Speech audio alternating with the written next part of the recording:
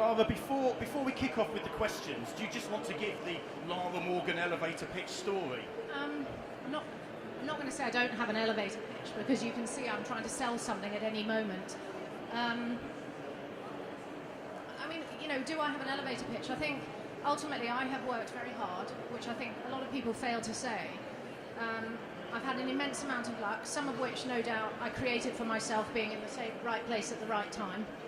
And the only skill set I have is that I'm a salesperson, and I'm really proud to be a decent salesperson. And I guess I work really hard to perfect my craft, but ultimately, if I employ great people, then I can keep selling.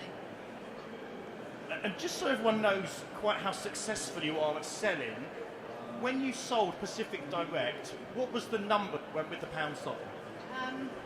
Well, actually, there's quite a funny story about, I got offered £19.5 million and I own 99% of the business. So it was my decision. But I did tell the person who was the middleman in my deal that I felt that 19.5 didn't feel quite right, and I thought maybe it should start with a 2. And he said, no, don't push the deal, they could go away. And I said, well, my brother sold for just short of 20. So I need to beat my brother. And literally in that phone call, I made £700,000 because I'm a cheeky git. We're going to come back to that, I think, in a second, because actually I think it's interesting. Andy Moore has a slightly less high-performing brother as well, as I think Lara would say, in the world of sport. And I wonder if there was a question I wanted to come on to later, but I'll perhaps get it out of the way now. To what extent do you think there's a nature-nurture issue around sports people and entrepreneurs? Oh, massive. I mean, the question about, are entrepreneurs born or made? I don't really care. What I care about is that people being the best that they can be. I think it's about taking whatever pathetic skill set you leave school with, and then just being relentless about wanting to learn and improve. And I think if you go through the kind of schooling that I had the privilege to go through, you learn about competition, you learn about screwing up, and you learn that you have to get up when you screw up. And you just have a relentlessness about you that allows you to be determined and resilient and persistent and painful enough that you just keep having a go. And I fundamentally believe that my education, and I'm actually bringing the Active Bod product into the marketplace in Boots in the new year, because I think if we could get more people to appreciate that competition, being fit and well, is directly linked to your confidence levels. And I really fundamentally, I know it's a bit of a leap, but it's not that mad to think that because I was confident and I had been brought up to believe that if I had a go, even if I failed, as long as I had a go, that's okay. I think we need to get that embedded into the young and into people going, actually, if I screw up, so what? Do you think it's possible to be an entrepreneur who lacks in confidence? Yes.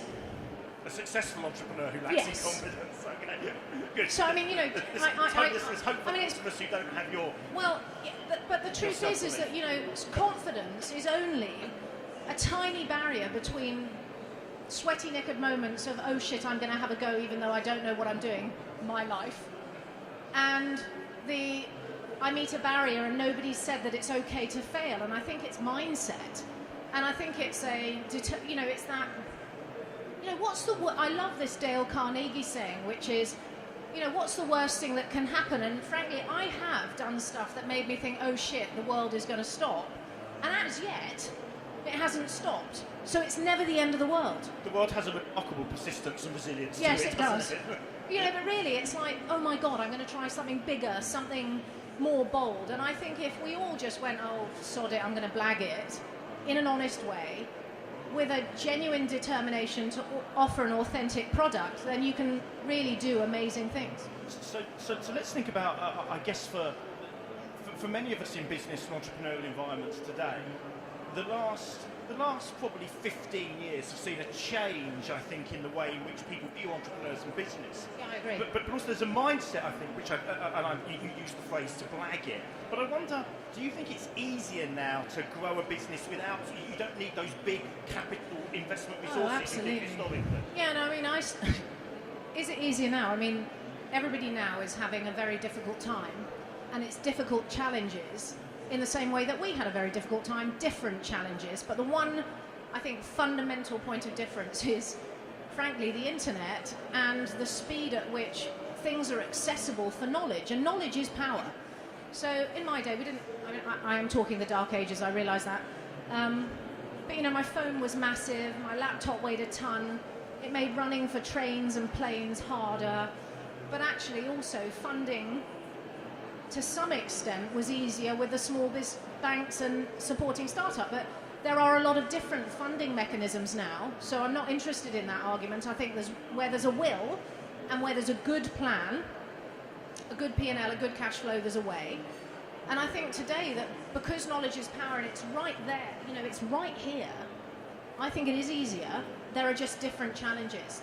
But there are still, at the fundamental heart of every business, the same massive challenge of if you can get the people thing right, the hardest thing, then you will succeed. I think it's very interesting. You talk about that change in funding route, and one of the things that strikes me about the Derek Edmond video from earlier, and that gets me every time I see it, is it's the men in suits who are trying to stop him from fulfilling his ambition. And I think we've had a change in business as well, that the men in suits are less powerful than they once were. Yeah, actually, there was a really interesting dinner last night where there is a shift that we think that most of the economic power, about 70% of economic power, will come from small businesses. I don't know if people read it yesterday, but big supermarkets may have to close 25% of their space because we're buying online. And I think there is a really interesting trend about people believing they can more, and we need to do that more, and the education system doesn't help. It's a crock of shit. But if parents can have an influence over giving their kids the ability to fail and to think differently about career opportunities, then I think there's a huge oyster of opportunity. So let's start to think about that in the context of a business, which is a kind of family in a different context. How much the culture of that determines that, and how much as the business leader should you be affecting that culture to get your totally. I mean, so I'm a salesperson by trade, but the other thing that I have as a skill, my dad was the salesperson and my mum is the people person. And I don't believe you can run a really great fast growth business. I mean, Pacific was the 57th fastest growing company in Britain, and I didn't know it because I didn't really get involved in that stuff. But what I did is I knew I was incompetent. I was 23. It didn't take a lot to work that out. I had no business training, no degree. So it was more a question of getting people around me. And, you know, lots of entrepreneurs talk about this, but the truth is that unless you get a great player in the right boxes for the right skill set, you're not free to drive the business growth. And most founders are driving the growth. And I think if their leadership doesn't exemplify the culture of some really old-fashioned values, like look after the pennies and the pounds will look after themselves, so you don't waste money on crap, you don't travel in anything except economy, because what makes your arse more valuable than the next person? I'm just not comfortable with that. And I think that there's an immense connection that if the leader doesn't set the values and employ and recruit around the behavior and a brilliant skill set, A, you're barking mad, you won't go as far and profitable, and B, you leave yourself open to a lack of sustainability, death by benevolent dictatorship because you're going to be knackered, and you're just holding your opportunity back. So I've heard you talk previously about some of the techniques you used in Pacific Direct to make sure you had the right staff and the right and to bribe culture. them accordingly. Well, sometimes. So correct. Could you share some of those examples with us? I mean, sort of small things. I should be a Roundtree shareholder because I've bought enough jelly tots to bribe people, or if it's a bloody Cadbury's bar of chocolate. So on a small level, I've done the most petty and pitiful small things. I bought long stem roses for every person in the company on the day before Valentine's Day with a handwritten notice to say somebody loves you, and not declared it's me. But then I've also set major targets, like I took the team to Barbados, I think 31 people, all expenses paid, and everything in between. But the most important thing about the reward mechanism is that it must be linked to the activity piece that you want somebody to do. We constantly make the mistake of rewarding somebody something they don't want and cherish, so why don't you ask them what they like? And then we make the mistake of rewarding them in the wrong way that isn't meaningfully attached to performance. So if I want you to go in this direction, I'm going to reward you singularly for getting this shit done, not all this other stuff, because it's of no value. I read an interesting blog piece on LinkedIn about that, about making people's times in the office function of their targets and what they need to achieve, rather than 9 to 5, because everybody's 9 to 5. I mean, today I have 6 companies and we have no office. But that clearly wouldn't have been possible 15 years ago. No. But how many companies have 6 general managers, 1 in Bath, 1 in Twickenham, 1 in near Essex, and 1 in Newcastle, who are implicitly trusted, and then they meet from time to time in London, and they don't need an office because I implicitly trust that they're doing the best that they can do. Because in the fashion of sports leader, you've selected the right person for the right role. Correct. So I want to turn that on its head, because I've heard you use another description in presentations, which has stuck with me, about people in the team who aren't up to it. Yeah, so I mean, genuinely, it's hard, and I think it was Luke Johnston, who's a brilliant entrepreneur, who talked about hire slow and fire fast. But the truth is that, I don't even interview somebody for more than a few minutes if I've already worked out that they're not for us, because culturally, I really do feel I can read someone very quickly after many, many recruits and many years of doing it. And I do believe that if you don't have someone, and I always say to an audience like this, it is highly likely in a business as it grows, we outgrow the skill set of people that come with us on the journey. And you either have to agree with them that they've reached their ceiling and they either fit a role that doesn't need growth, but in my businesses, if you're not growing, you're buggered. I mean, you're dead. So ultimately, you have to come to a reasonable agreement that it's time to change. And the brutality of that is the leadership piece that makes you work and earn your asset. It is miserable letting people go, but if it's going to make you stronger and it's going to protect the whole, then you've got to do it. I once heard you say to an audience like this that there was almost certainly one person in the room that they should let go. Somebody is sitting here carrying a partner, and the best thing that you can do is to go and have the honest conversation and say, this isn't working for me and I'm not happy. Because ultimately we work so hard. If I'm not laughing with my team, I know it's not working. Because if it isn't, and that's not every day, but because I'm a realist, it's not always easy. Things go wrong, but if in general you're happy and the team are happy, you've got a really good gauge of when it's not working, because they're not happy and nor are you.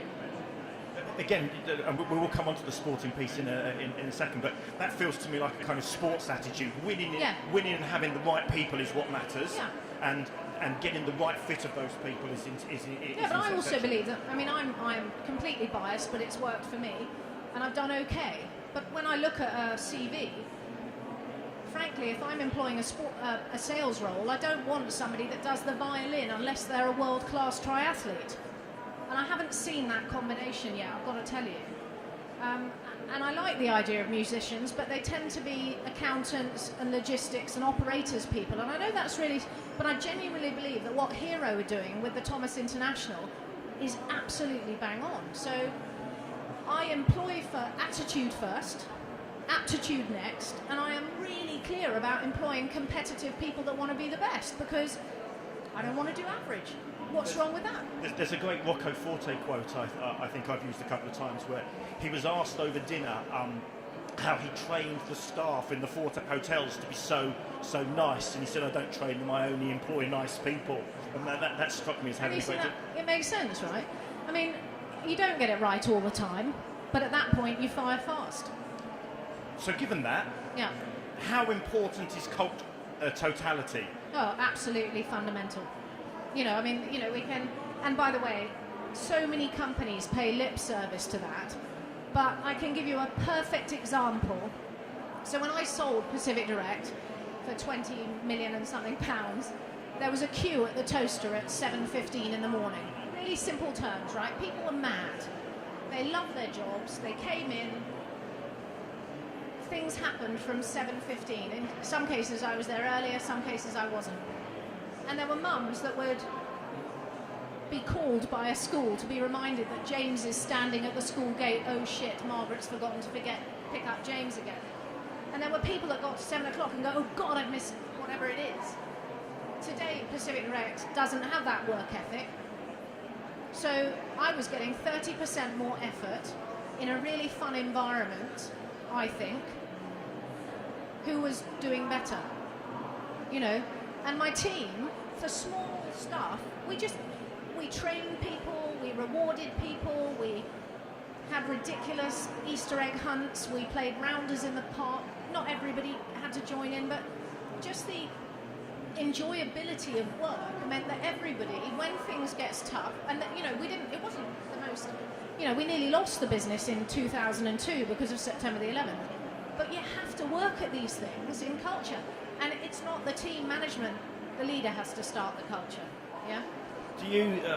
I certainly know as an entrepreneur who's exited a couple of times, I find that cultural piece harder each time. It's very emotional. Making the team right is more emotionally draining than customers. Have you found that? Yeah, and that's because you have experience of business. I mean, I was chatting to Martin Dawes at Coffee Nation previous, and we were saying that there's something innate and there's also a confidence piece, which is when you have to make the difficult decision, you've sort of been there and done it before, and it's part of the process. When you're old and grey, and I didn't respect experience the way I now respect it, but what I would say is that if you've got a good gut feel, however young you are, it doesn't matter what anyone else says, go with your gut and treat people with respect and trust, and they will pay you back multifold. And yes, it is hard, but I'm not often disappointed by people if I've treated them right. So tell us about some of the non-people challenges you faced on the journey. The non-people challenges, the more generic commercial challenges. Flicking finance. So I mean, I have one day a month called Misery Day. Literally, I hate the financial side of the business, but you have to do it. So I've named yesterday was Misery Day, so I'm in a better mood today. And literally, we do P&L, cash flow, we do sales pipeline, we have a conversation with the bank, my FD and I sit down and bore each other shitless about numbers, and we get to the end of the day and we go, oh, that wasn't too bad. And we're done on the numbers thing, but the financial piece is important, really important. I'm going to talk about sales, because the sales is the next most important. You know, people talk about needing a brand, needing a website, needing brochures. It's all cobblers. What you need to do is you need to go out and see if you can sell your product.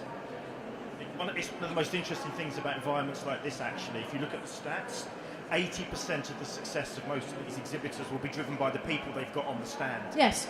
All about people. And, you know, frighteningly, I spoke in Dublin a few weeks ago, 440 people, and I said, how many of you have had formal sales training? 16 people out of 440, less than 5%. That's a bloody big problem, right? And you know, for a few £100 you can take a sales masterclass, you can get a process. I learned to sell by selling Yellow Pages advertising space in a formal process, and I've converted that methodology into each of the companies that we have, and it has been absolutely rigorous. You talk about the qualification, and you talk about understanding your core priorities and your sales channels and where you're going to make the most profit, and you need to know your costing. But ultimately, salespeople need to keep perfecting their art and keep practicing their art. And I just think, I mean, Company Shortcuts is over there. I am biased, but I think we deliver the best value sales training of any. I'm glad to see Emma's nodding. I love you, Emma. But actually, we do something really energizing, really different. It's a bit foreign to the British, who are a bit reserved. And actually, we've just got to stop being British about selling and start being a bit more planned and a bit more professional and a bit more proud, because actually the sales job's the best job in the world. Nobody has ever capped my earnings, and I think that's quite cool. I mean, what do you think? Well, we never talked about sales in detail, but I think I learned at PCs, similar sales environment.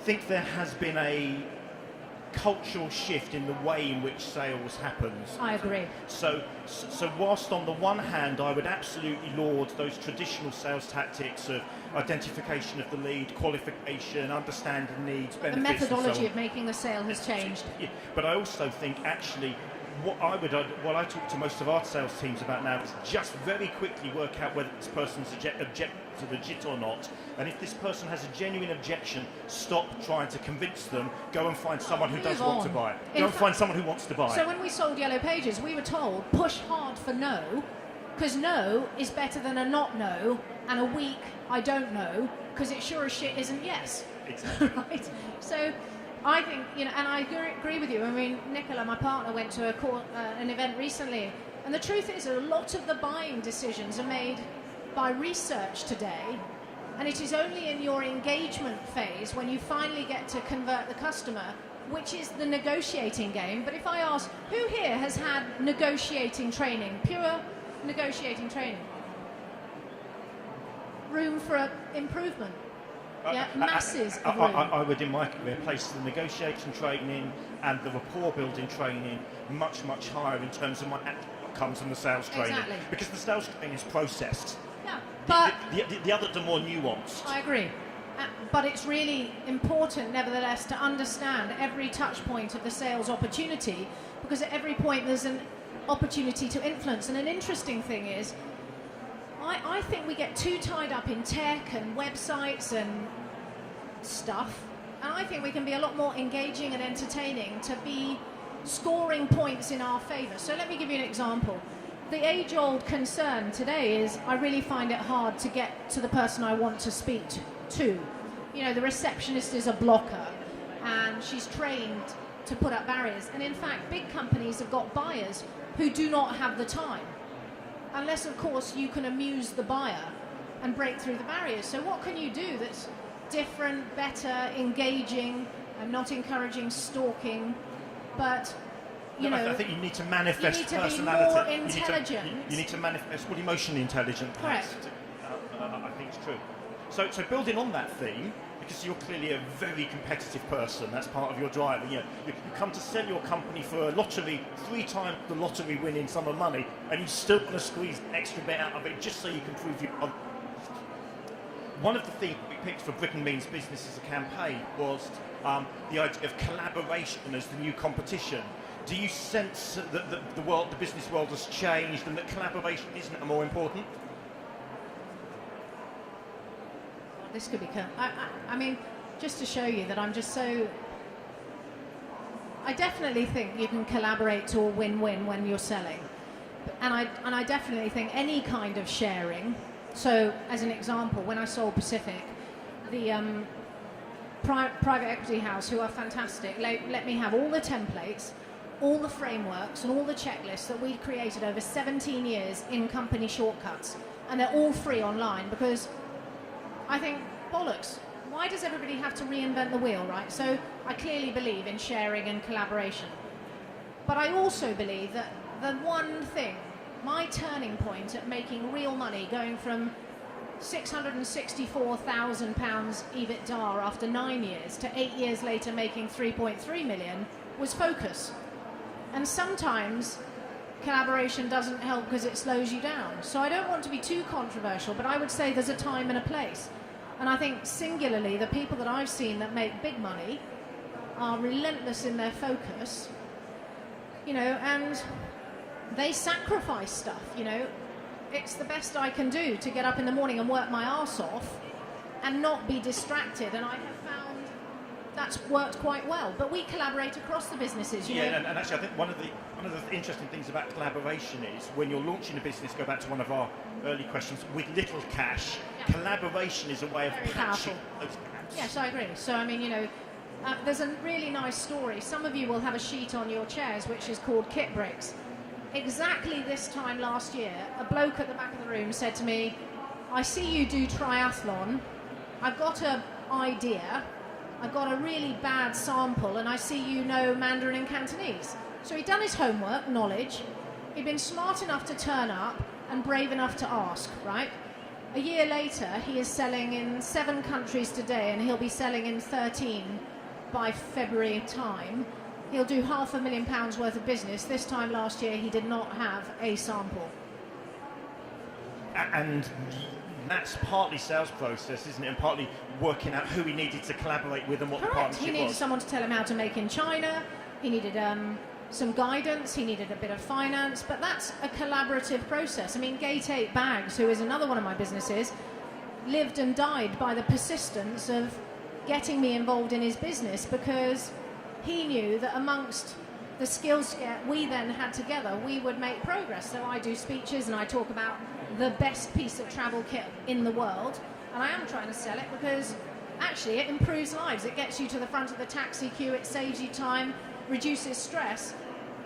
Alistair's collaborative ability with organisations all around Britain to help promote his product allows him on a very nil budget to grow very quickly. That's why I think there's a different sales skill required around collaboration. Correct. It potentially unlocks things that cash couldn't do. Yeah.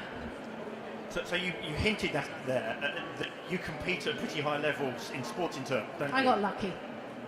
I mean, the secret of doing really well in triathlon is you do it in the World Championships in Beijing where nobody else turns up.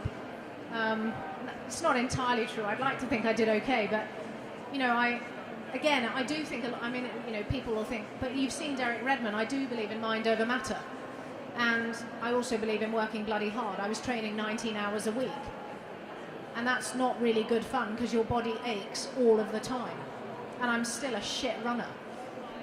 But once you've done 2/3, you might as well finish. Do you feel emotionally different about your sporting competitiveness and your business competitiveness? No. Because I do. No, I want to win. So that's but I want to okay. win. But the frames of reference in sport are narrower frequently. There's less room for collaboration. So it's single-mindedness. Well, single-tracked rather than Actually, what I do like about triathlon is it's totally selfish. It's for me. You don't have to put single-stemmed roses on anyone's desk, do you? No.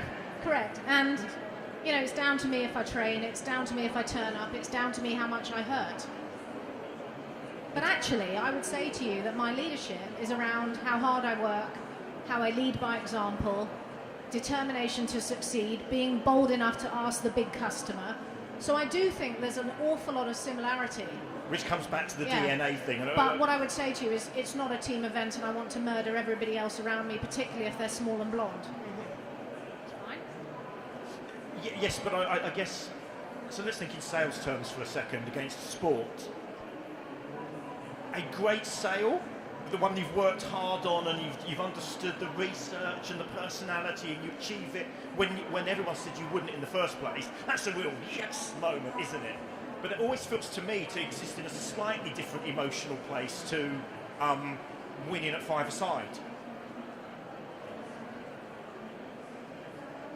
I think it depends on your... I mean, this is a really...